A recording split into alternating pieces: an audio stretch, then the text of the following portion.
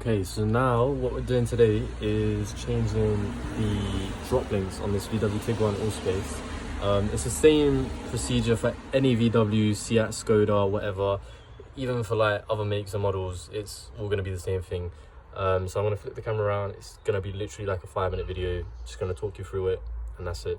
It is really simple to replace these, but you'd usually want to replace them when like the symptoms will be when you're going over like potholes and stuff. You will hear you'll hear like a slight bang or like a slight clunk, and that clunk is just these little things that are gone. So once you replace them, when you go over the potholes and stuff, you won't like hear anything. It will just cushion it better.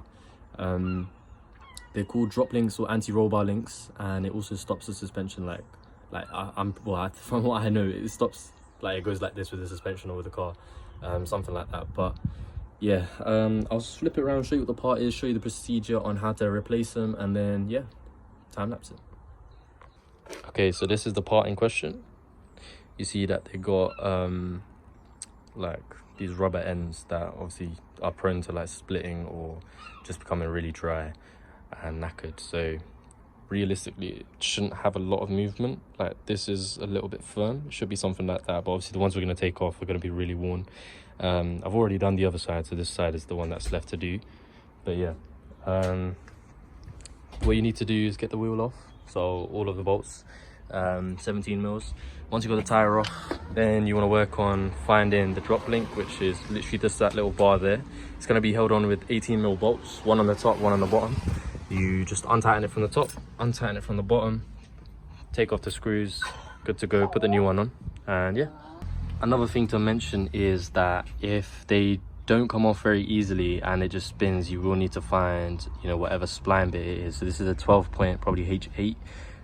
So you got to put it in there, and then I'd recommend getting a spanner, something like this, sliding it on, getting the 18 mil, and then putting another H8 or whatever it is on the other end, and then just twisting opposite directions, and it should come off really easily. So yeah, let's do that.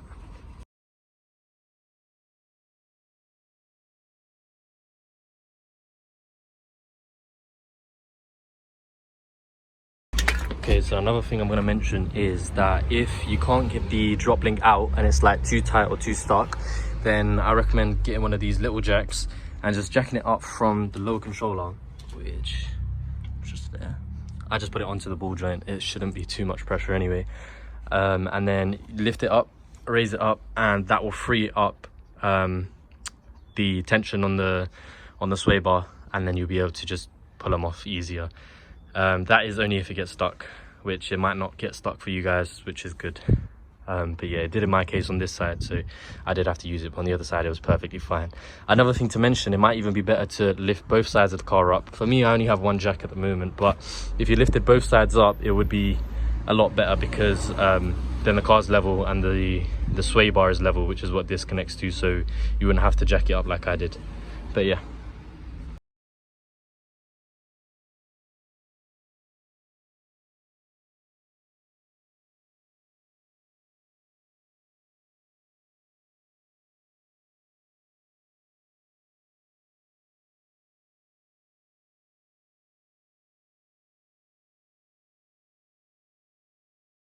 Okay, so as you can see, everything's tied up and finished. Gonna take a test drive, and everything should sound a lot better than what it was before.